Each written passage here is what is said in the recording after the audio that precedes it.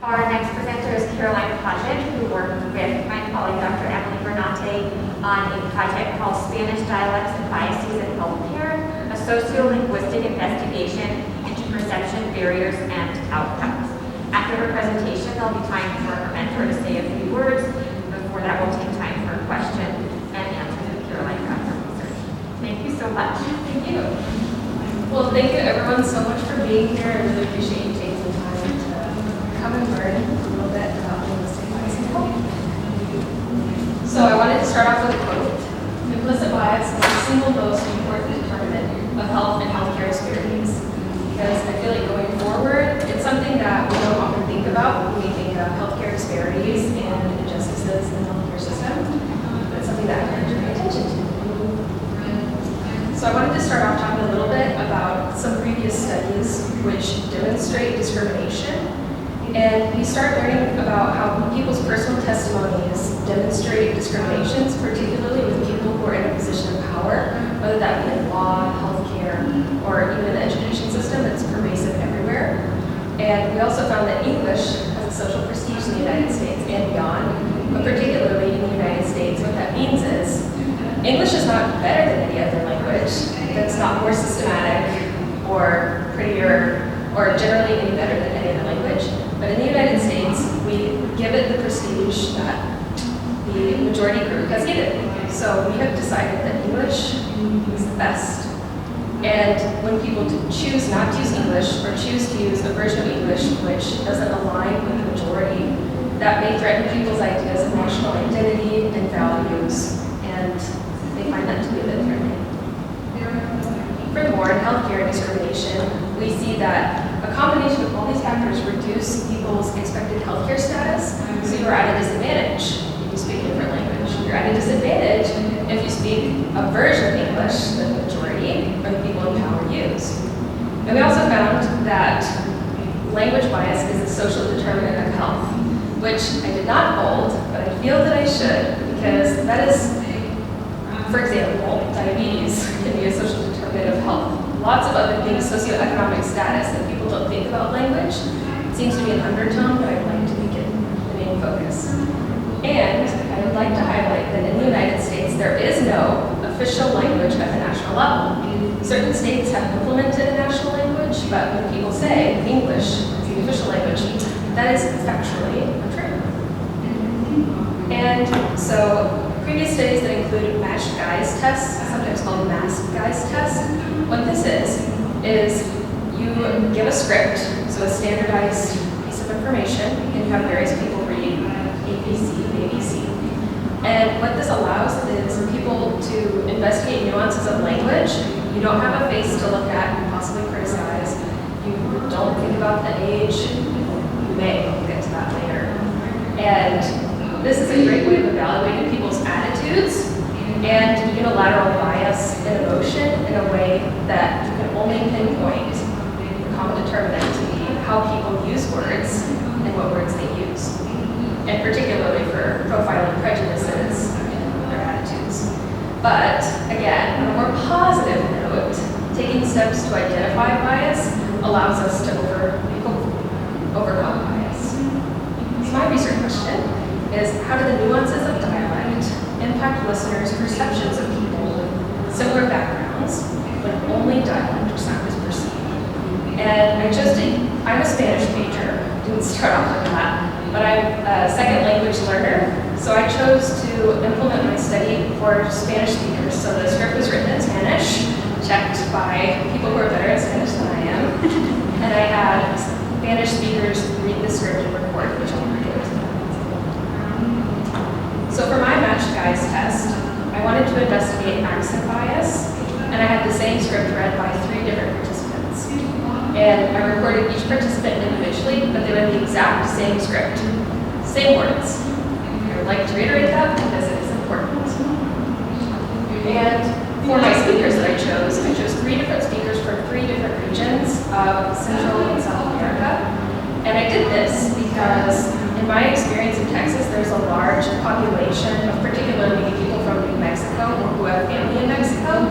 So the nuances of language they may be more attuned to for the various different regions. And New Mexico is very diverse in language. So I wanted to maybe less easy to spot the difference, essentially. So the 3 places I chose were here, and my 3 speakers were males who were Spanish speaking, and they were middle-aged. And for participation, so I recorded these people reading the same script, and I assembled that into a questionnaire. And on the questionnaire, I gave IRB approval, and for my peers, I distributed a poster which had a QR code, and people could answer a survey at their leisure. And I was investigating 6 factors, or parameters, so you would listen to someone speak, you would answer the scale parameters on a scale of 1 to 4, and I chose 1 to 4 because you can't just say 3. On a scale of 1 to 5, you do 3. So that doesn't really help me very much. So I said, exactly. And moving forward to the results. So people participated, and I assembled how they were scaling the 3 participants, the 3 speakers on the parameters.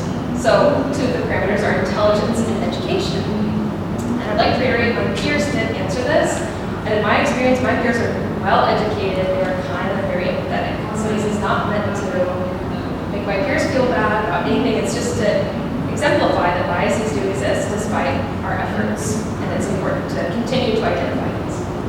So in intelligence and education, an interesting thing you see is that they have the same graph. You would think if someone is very educated or very intelligent that you would associate the 2 together, but that's not the case. And also, that goes into symptom reliability and accuracy.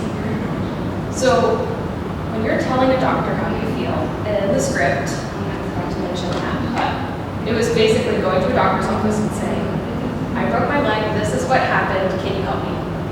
Very standard, you giving your symptoms and feelings to the physician. Now, I very much like to be person B, who's very reliable, but persons A and C were not ranked to be very reliable. And the symptom accuracy also varied, but they had the same script. It's kind of interesting. And you see that friendliness and warmth, which you would often associate to be a very similar aspect of a person, again, they're similar, but they're not the same. So we're seeing that my peers are finding these nuances in language and how people were reading the script, the pauses they were using, and how they were pronouncing words, and you're able to determine factors like friendliness, warmth, intelligence, education, and other things like that. And these were some general impressions. I did allow participants a space to write their thoughts after each participant and at the very end of the survey. And I'd like to highlight the second bullet point. I noticed that person A appeared to have the most detailed description of pain. Do you see a problem with that? Because you should, because it was a standard script across 3 people. But somehow, person A was the most detailed. And throughout collecting the surveys, I saw lots of responses similar to this, where unbeknownst to them, they were reporting these differences that were apparent when they were listening, and that's valid. That's how they heard the information. It's not exactly what is accurate. Furthermore, we found person B sounds the most educated. How do you sound educated? Does that mean that you're using words that are more precise? Well, that can't be right because they have the same script. Does that mean that you pronounce words in a way that's predominantly English while using the Spanish language? These are questions that would come up as I saw these answers.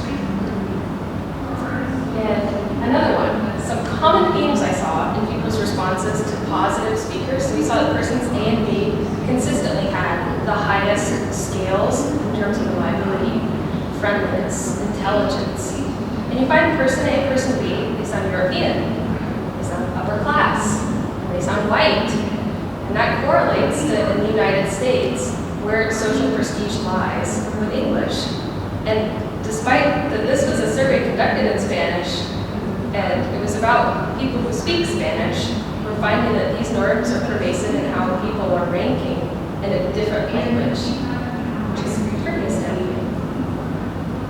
In conclusion, education. And I put that in quotes because all 3 of the speakers had college-age education education or even PhDs and beyond. These are highly educated, highly trained, wonderfully kind, and all those great words.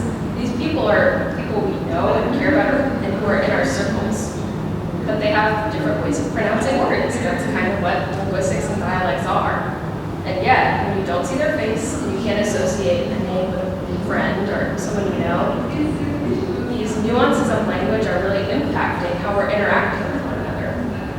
And again, we're favoring what is called an urban dialect, or an urban version of Spanish, and that's typically areas where there's a large city, and often in large cities there's a larger concentration of wealth, whereas a rural dialect doesn't have the social prestige, and people are ranking them lower on these scales, and they have nothing to do with how much money they make, because I didn't ask that when I recorded people speaking, but it's interesting to consider.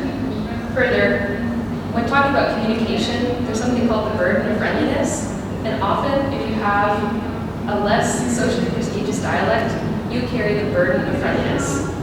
You feel the need to be more demonstrative in how you speak. You feel the need to be overly communicative in verbiage. This is something that we don't see as much in people who have traditionally socially prestigious languages. And it's something to be mindful of moving forward. And finally, biases exist. There's not one person who does not have a bias. It is not innately bad if you work to change it. And it's important to do studies like these and others to ensure that we take measures as people, if you care to be a provider in whatever job you do, to be aware that these exist and to continue thinking about how we're not only using language, but perceiving others' language. In the future, I would be really interested to explore age and gender as something to consider alongside these factors, particularly because traditionally, women are perceived to be more demonstrative in how they communicate pain, oftentimes, and prescribers and providers do not carry the same weight of words women use to prescribe their medicine. So that's a nice way of saying doctors think that women aren't in pain when they are, oftentimes. And for men, if a man expresses pain, they're very easy to give them whatever they need. They're like, well, he's a man, and he's very stoic, and I'll give it to him. So I'd really be interested in how people would respond to male respondents from the same dialects as women. And age, because person C happened to be slightly older than the other two speakers. So I'd be interested to know if there is a little bit of ageism in people's replies, particularly as people age. Dialects change, the way you speak changes, and it could be something that may also be important when considering biases, particularly in healthcare as we have an older population of our region. And something that I'm going to talk a little bit about and that I'm going to ask you is how do you feel? So I liked this little cartoon because you can see the patient on the table. And I bet everyone has a story to relate to when they're feeling stressed and anxious and in a hospital. It's a high stress environment. And imagine that your doctor listens to you talk, you're in pain, or your family member's in pain, and they proceed with treatment. But if you have different scales of pain and reliability, do you think you'll get the same treatment? Definitely not. And then think about the providers. So those are the people providing you care. They're called providers. They should be the one providing you equitable care, regardless of how you communicate. How you speak, it should be based on the science and all the other factors that they learn about in graduate school and beyond. So I'll now ask you as the audience, since we're done with the content, how would you feel if you were unaware of these consequences in that situation, and or do you have any other questions?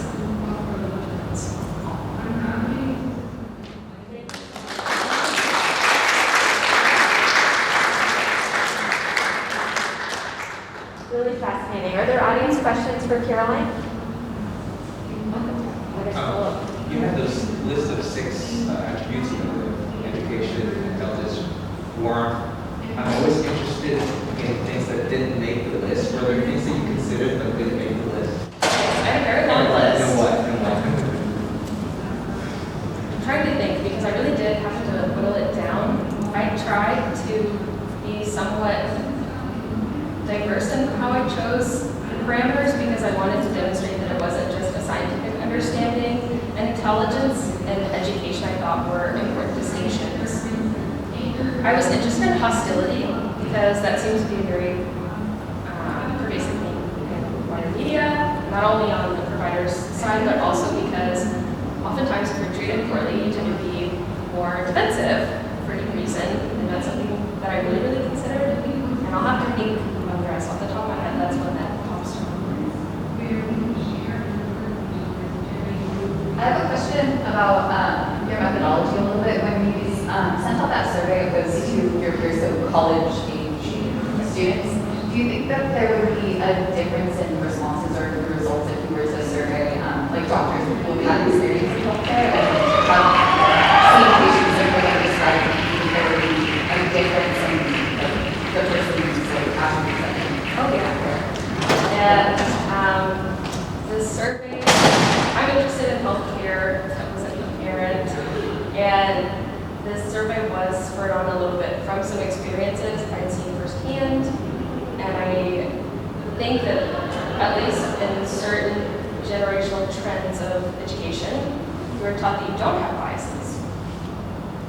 They don't teach you how to not have them, but you simply don't. And if one is brought up, no, that's kind of the response is, well, I'm not biased. And I think the change in responses would be more polar to one side or another based on how people speak, particularly if one person has been in practice for a very long time. I'm trying to be a bit political and careful in how I answer that, but absolutely yes. What's there? The age thing is interesting to me too.